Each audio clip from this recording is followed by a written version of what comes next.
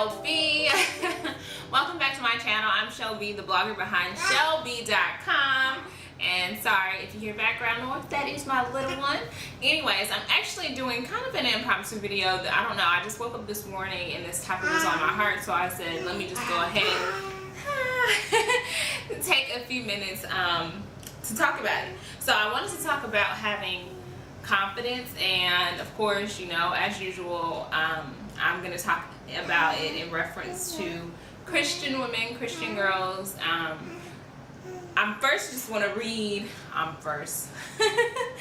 need to finish my coffee. First, I wanted to read the definition of self-confidence, because when I was thinking about this morning, that was like the first thing I thought, like, what does it even mean anyways? The definition of self-confidence: a feeling of trust in one's abilities, qualities, and judgment. I think usually when most of us hear the word self-confidence, we think about, you know, feeling good about ourselves, feeling like we're attractive or beautiful or, you know, worthy, all those kind of all those words that kind of relate back to how we feel about ourselves. And so the main thing I just wanted to say is that you have to make the decision that you do believe that you believe that you're beautiful, that you believe that you're intelligent, that you believe that you're worthy of the promises that God has placed on your heart. That's where self-confidence starts. It's you believing, you making that, if you don't believe it already, you making that decision that you're going to believe that you are those things, that you're beautiful, that you're intelligent, that you're worthy, because you are. And even the Bible says that you are. And I did want to, I'm not going to read the whole thing. I will leave a blog post below, as always, with the full details of everything that I talk about today. So I wanted to read just a little snippet from Psalms 139, and it's 13 in particular. And it says, "For you knitted me together in my mother's womb. I praise you, for I am fearfully and wonderfully made." And that to me is just confirmation that we are all beautiful. God created us in His image, and He made us wonderful. He made us perfect. You know, in His eyes, we are the perfect. We are His. In God's eyes, we are His perfect creation, and it's just a matter of us ourselves believing that.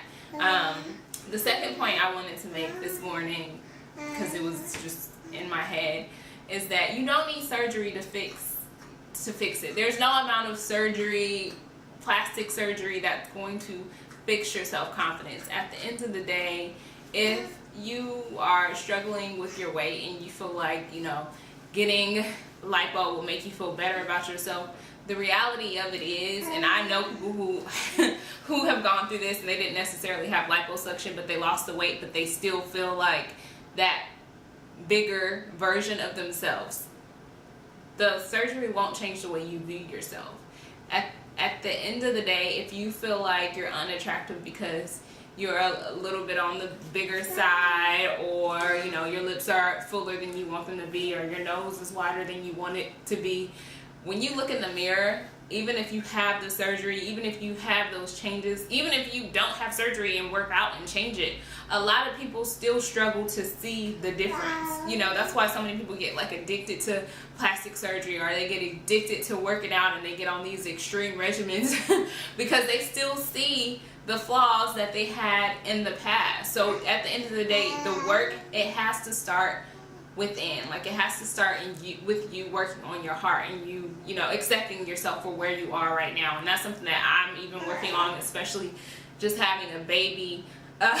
You know, your body changes so much, and like, I now have to accept this new body where I was already struggling to accept my past body, and now I'm like, oh, what an idiot I was to think that there was something wrong with me before.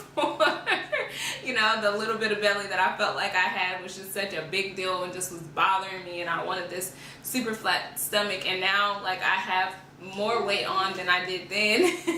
And I would love to have my own body back. But I'm really, I guess now being 30, I'm at a point where I'm like, you know, a little bit of belly is not the ends of the world. And I love my little pudge because it reminds me that I had a beautiful, beautiful baby who is healthy, and that I carried her and I nursed her, and I did all that with this body. So I'm learning to just appreciate what I have and how I look right now. I'm not going to, you know, stress about losing the extra 5 pounds, even though, I mean, I would love to, but if I don't, I don't. I'm not about to get on any crazy eating plans. I'm not about to do some crazy workout schedule, because at the end of the day, my priority is that little one that you hear cooing in the background. And so for me, it's more important for me to just accept my body as it is right now and find the beauty in how I look right now, and not be focused on how I could look in the future if I did X, Y, Z. Daily affirmations are a great way to just remind yourself every day that you are beautiful, that you're amazing, that you're worthy, and that you are everything that God says you are. And my brain, I'm sorry. Sorry, I'm trying to rock the baby at the same time, you guys. That you are everything that God says you are. And if you don't have a daily affirmation in mind, you guys know that I will write one and I will put it in the blog post, so just click on the link below. And then if you don't have, or if you're not someone who is interested in daily affirmation, you can also try repeating the Psalms 139:13 verse as your affirmation instead. That's definitely another option. And the last thing I wanted to say before I get out of here and my child starts to cry was just to remember that you don't need other people to validate you. If you believe that you are, beautiful and worthy and favored, then that's all that matters. Yes, it's great to get to have other people pay you compliments and things of that nature, and to be praised by others. But your self-confidence, it can't be reliant on others validating you, praising you, telling you you're beautiful. You have to believe that first and foremost for yourself. I hope today's video was helpful, you guys. As you can tell, I had my hands full, so I'm going to go. But you guys stay safe, be blessed. Make sure you click on the link below for more details about who God says you are. Because you are beautiful and wonderfully made. And you guys just be blessed, stay safe. Bye.